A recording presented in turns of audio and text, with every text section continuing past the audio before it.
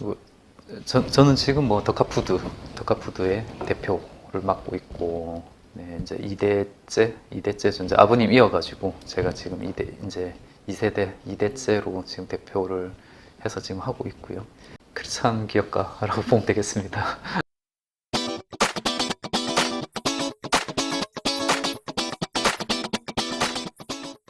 이덕화는 유덕화하고는 이제 관련은 없고요. 그 더카푸드는 이제 명란을 만드는 회사입니다. 다른 회사하고는 다르게 명란 하나만 만들어 왔어요. 그래서 이제 회사가 이제 아버님이 창업하셨는데요. 93년도 창업했거든요. 저희 아버님 대한민국 명장님이시거든요. 그러니까 수산 가공 분야에 있어서는 국내에서 유일하고 최초고. 이제 아버님 3년 전 돌아가셨는데 지금도 수산 가공 분야, 수산 제조 분야에서 명장이 없으세요. 그래서 정부에서 인정한, 대한민국 정부에서 인정한 대한민국 명장이시고, 어떻게 보면 또 전공이 명란이다 보니까 명란에 있어서는 국내에서 유일한 이제 명장님이 되는 거죠. 어떻게 보면 뭐 가장 오래됐다고 이야기하기는 그렇지만 그래도 가장 오래된 축에 속하는 그런 회사다라고 말씀드릴 수 있을 것 같습니다.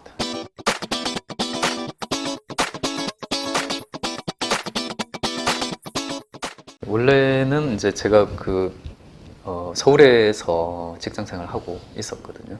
환경계통 일을 했었습니다. 서울에 있을 때는. 근데 이제 아버님께서 이제 결혼하고 나니까 이제 아버님이 그 공장을 조금 이번에 자가 공장으로 옮기시면서 이제 조금 사업을 조금 크게 자가 공장을 했기 때문에 또 열심히 해야 되니까 그래서 아버님 이제 내려왔으면 좋겠다 이래 이야기 하시더라고요.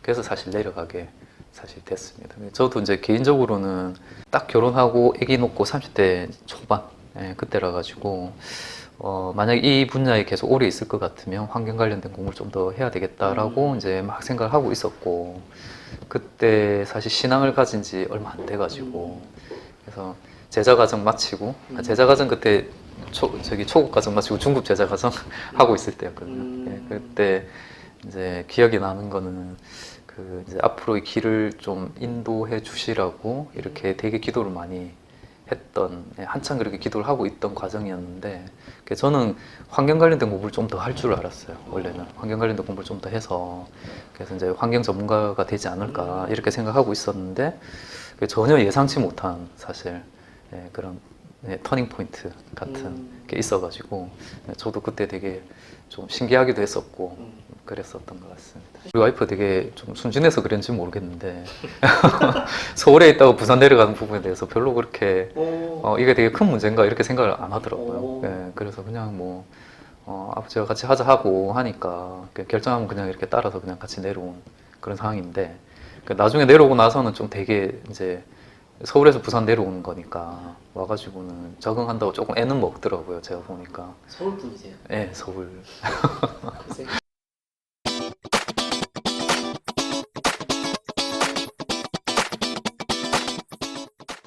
저희가 이제 일본에 그 수출을 할 때 일본 세븐일레븐 그룹에 사실 수출을 했어요. 그게 이제 일본의 세븐일레븐 그룹은 어떤 의미가 있냐면은 이제 한국으로 치면 이마트 같은 일본에서 가장 큰 사실 유통 체인입니다. 제가 기억하기로는 한 2012년도 정도 됐을 때 이제 그 전에 이제 아베가 그 일본의 총리가 되면서 아베노믹스라고 해가지고 이제 일본에서 이제 자기들 환율 가치를 떨어뜨려서 수출 늘리려고 이제 양적 완화 정책들 쫙 이렇게 돈을 푸는 정책들을 했거든요. 근데 그게 이제 2012년 말이 되니까 환율이 계속 떨어지는 거예요. 그러니까 우리는 엔화로 수출을 해야 되는데 이제 수출 단가 계속 떨어지니까 사실 채산성이 너무 안 좋아지는 거죠. 그렇게 안 좋아지다가 결국에는 그 2015년도에 저희가 이제 중단했거든요. 그때 사실은 엄청 힘들었죠. 왜냐하면은 어떻게 보면 회사의 한 80% 정도 매출액이 날아가는 거거든요. 와, 그 정도. 그렇죠. 이제 저희가 수출이 한 80, 그때 내수가 20. 2016년도 엄청 사실 힘들었고, 이제 막 적자도 되게 많았었고, 그래서 이제 저희가 자가 공장을 팔고 이제 그걸로 빚도 갚고 그렇게 하면서 이제 2017년도 여기 사실 이사를 왔거든요. 임대 공장으로 다시 들어온 거죠. 근데 이제 저희 아버님 같은 경우에는 어떻게 보면 정말 이제 고생해서 임대 공장에서부터 쭉 출발해가지고 이제 자가 공장 만들고 일본 세븐일레븐도 수출하고 하다가 예, 갑자기 예상치 못한 상황 때문에 예, 뭐 이게 뭐 우리 실수라기보다 이게 어떤 국제적인 어떤 환경 변화에 따라 가지고 어쩔 수 없어서 다시 회사를 팔고 다시 임대로 온 거지 않습니까? 그래서 2017년도 그때 이제 여기 공장 이사 오고 난 다음에는 식사를 안 하러 가시려 하더라고요. 왜냐면 이게 이제 식사를 가면 이쪽 그 공단에 막 아버님 후배도 있고 막 이래 하니까 그게 이제 그러니까 그냥 뭐 김밥하고 컵라면 드시고 계속 그렇게 하시더라고요. 근데 이제 아버님이 2017년도 저 여름에 일로 이사를 왔는데 9월에 사실 간암 말기 판정을 받으셨어요. 그리고 이제 2018년도에 그때 이제 돌아가셨거든요. 7월 말에 돌아가셨는데 그때가 가장 저희 회사로서는 가장 큰 사실 위기였던 것 같아요. 그 시기에 제가 어떻게 보면 기도도 제일 많이 했던 것 같고 신앙적으로도 가장 어떻게 보면 역설적이지만 가장 신앙적으로도 가장 많이 성장했던 시기가 그 시기였던 것 같고요. 근데 뭐 지금 와서 보면 어찌됐든 그때 이제 2017년도 그때 이제 옮겨오고 난 다음에 또 다행히 저희가 이게 국내 시장이 또 성장을 했어요. 그 순간에 또 아주 신기하게 2017년도부터 그렇게 성장하지 않던 명란 시장이 성장하기 시작하는 거예요. 성장하고 그래서 지금은 저희가 수출 없이 100% 국내로만 저희가 비즈니스를 하고 있는데도 적절하지 않는 상황까지 됐어요. 아마 아버님 살아계셨으면 너무 좋아하셨을 건데 예, 그렇게 또 이렇게 잘 어떻게 극복이 된 것 같아요. 제가 보면.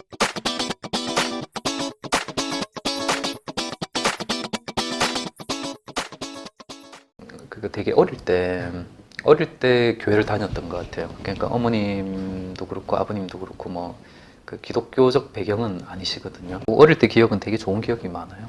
그래서 이제 그렇게 하다가 이제 중학생 되면서 이제 그냥 안 다니게 됐었죠. 조금 흥미도 떨어지고 공부도 좀 해야 되고 뭐 이렇게 하면서 안 다니게 됐고 이제 그렇게 쭉 있다가 와이프 만나면서 이제 교회 이렇게 갔다가 거기서 이제 조금 다시 한번 신앙을 이렇게 회복하게 되는 그런 계기가 됐던 것 같은데 제가 그때 이제 결혼하고 나서 와이프가 그 제자 과정을 한번 해보라고 하지만 해도 이제 기독교에 대한 인식 자체가 조금 이렇게 별로 이렇게 좋지 않은 상황이라서 제가 그때 첫 시간 가보고 내가 좀 이상하거나 제가 못할 것 같으면 이제 안 다닐 거라고 안 하겠다. 그게 이제 전도사님한테도 그렇게 양해를 구하고 일단 어떻게 해서 첫 시간에 그냥 간 거죠.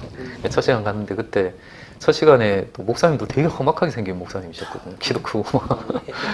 근데 이제 그때 처음 목사님 들려주신 얘기가 그 이제 예수 그리스도의 의미, 그러니까 예수 그리스도 왜 이 땅에 오셔야 됐냐, 이제 그 얘기를 의외로 많은 사람들이 잘 모르기 때문에 아주 그냥 쉽게 설명해 주셨어요. 제가 그 사실 되게 궁금했었거든요.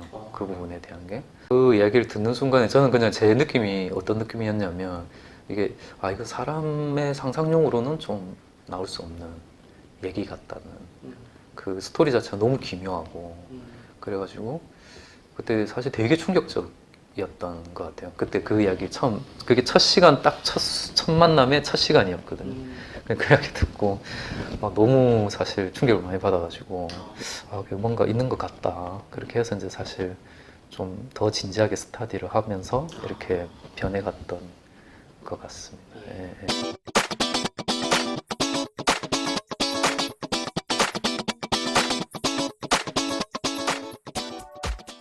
기업이 가지고 있었는 그 큰 위기 있었잖아요.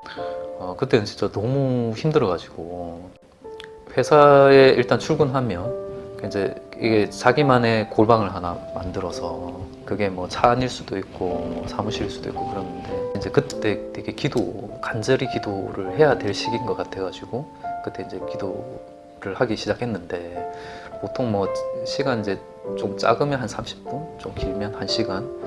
근데 그게 이제 나중에 지금도 습관처럼 되더라고요. 그게 지금도 보면은 뭐 회사 와서 출근하기 전에 이제 저만의 골방이 있거든요. 이제 거기서 아주 진짜 시간이 없으면 한 15분, 근데 평균 한 30분 아니면은 꼭 뭐 좀 해야 되겠다 싶으면 한 1시간 이렇게 이제 기도를 하는데 사실 그 시간이 제일 뭐라 해야 되나요? 따뜻하고 행복하고 사실 그런 것 같아요. 근데 이제 그때 이제 회사가 너무 적자가 많이 나가지고 이제 공장을 팔고 이제 임대 공장 옮겨야 되니까 이제 회사가 좀 그래도 생존했으면 좋겠다. 이제 이걸 주제를 가지고 계속 그 골방에서 한 1시간 정도 계속 몇 년간 기도했던 거. 이제 그 과정을 통해 가지고 사실 신앙이 제일 많이 성장한 거 아닌가 지금 와서 생각해 보면 그게 가장 사실 베이스가 많이 되어졌던 것 같습니다.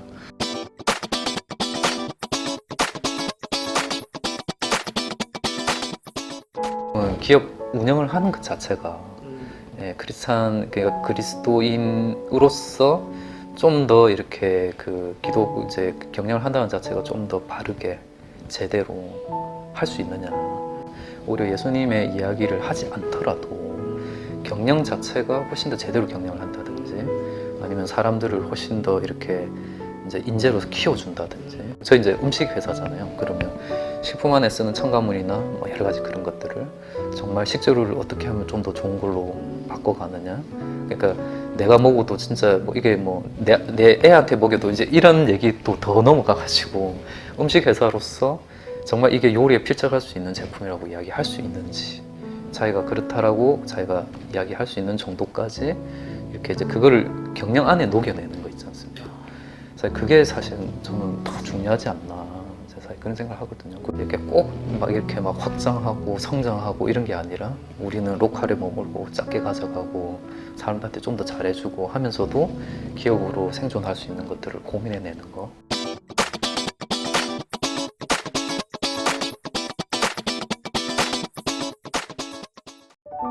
어떤 기업을 만들어 가야 예수님께서 더 좋아하실까 뭐 그런 생각은 이제 항상 하거든요. 그거하고 이제 비전하고 되게 맞는 것 같아요. 저는 이제 우리가 만드는 음식이 사실 정말 요리 같았으면 좋겠다라는 생각을 하나 하고 있거든요. 가공식품은 좀 다르다, 요리하고. 뭐 이게 아니라 가공식품도 하나의 요리로서 요리적인 영혼을 안에다 어떻게 부여해 줄 수 있을 것이냐. 이제 이 고민을 많이 하고 그 공정무역 같은 거 있지 않습니까? 그러니까 사람들을 힘들게 만드는 과정을 통해서 생산된 식재료를 우리가 과연 맛있다 할 수 있겠냐. 그 다음에 또 하나는 우리의 전통이나 문화적인 그런 것들을 깨트리면서 만드는 것들을 우리가 어떻게 보면 이거를 맛있다고 할 수 있냐. 그러니까 이제는 맛있다라는 요소 안에 정의와 사랑과 이런 것들도 안에 들어가야 된다. 이렇게 주장하는 게 사실 네오미식이거든요. 그래서 저는 이제 거기 너무 사실 동감하고 또 이게 사실 그리스도인으로서의 그런 우리가 지향해야 되는 세계하고 되게 비슷하다. 그래서 우리 제품의 네오미식을 최대한 한번 넣어보는 거. 이제 그런 것들 하고 있습니다. 그래서 이제 음식 안에 뭐 어떻게 하면 좋은 식재료를 가져갈 것이냐, 뭐 이런 거, 그 다음에 환경을 어떻게 고려할 것이냐. 제가 하는 이 음식 비즈니스를 통해서 이제 이런 이제 회사를 통해 가지고 사실은 하나님 나라를 지향하는 우리가 하나님 나라를 지향할 때 있어서의 라이프 스타일들을 어떻게 이제 좀 우리가 한번 그 길을 한번 만들어 보는 거 있지 않습니까? 그리고 한번 이야기해 보는 거. 이제 그런 걸 할 수 있는 계기가 될 수 있지 않을까. 그런 생각을 해서 이제 기업을 그렇게 한번 해보고 싶고 이 일을 통해 가지고 어찌됐든 제가 할 수 있는 역할을 좀 다 해보고 싶고 그랬습니다. 그게 이제 어떻게 보면 비전이라고 네.